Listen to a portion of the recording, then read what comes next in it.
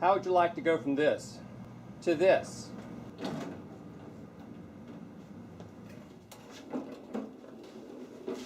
Went to Harbor Freight today and bought some tool stands to be able to hold my planer and a couple other bench power tools.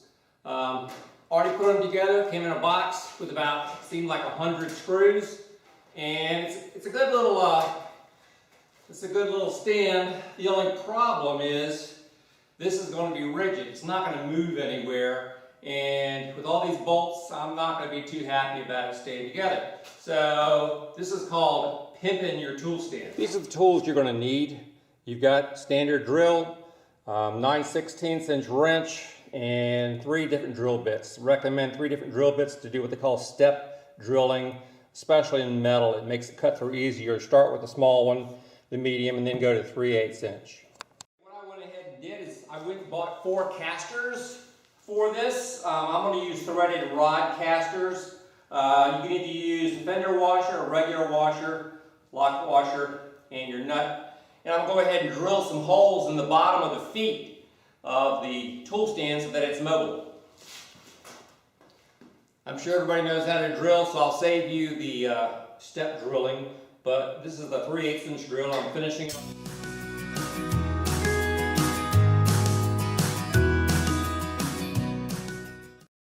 going to choose to use the standard flat washer, the lock washer, and the nut.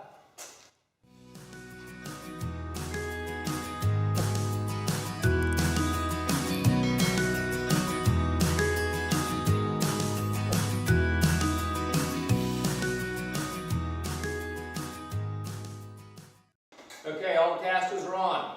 By the way, I got locking casters. That way the thing's not going to move when you're doing work, especially like planing. There you go. Now, what I'm going to do next, I could leave it like this and put a plywood top and go with it. But I'm not going to because I've had experience with these in the past. I'm going to go ahead and I'm going to tack weld all the joints so this thing never falls apart. Alright, I put this thing together and I've already got some loose joints and I tighten this sucker up pretty good. So what I'm going to do is I'm going to tack all of these joints. I'm not going to touch the nuts and bolts, but I'm going to tack wherever the metal intersects to go ahead and make this thing rigid so all the bolts and nuts can fall out of it and it's not going anywhere.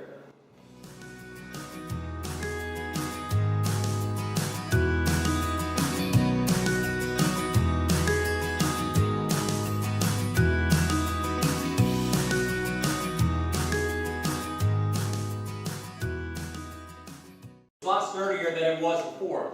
Last thing is to go ahead and put a plywood top on based upon the tool that I'm going to put on here. This is the planer that I'm going to put on here. So what I've done is I've measured, this thing is 22 inches, the frame is 22 inches on the top square. So I'm going to make this an inch wider than this is. And now that I have the wood cut, I'm going to go ahead and attach this to the stand. Easiest way to do that is to turn it upside down, to center it on the piece of wood.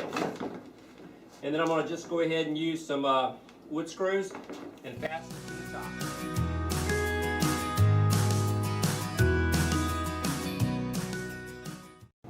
The screw heads are protruding through the plywood, so to make sure that I don't rip my finger on these screw heads, I'm going to go ahead and grind off the top. The next thing to do is to bolt this thing down. I'm going to use some carriage bolts, all thread carriage bolts. I'm going to put it in 2 spots in case I want to move this off and put something else on there.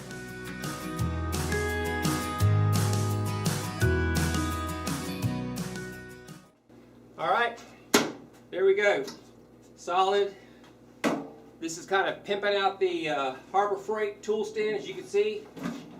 Rolls. Got locking casters on here.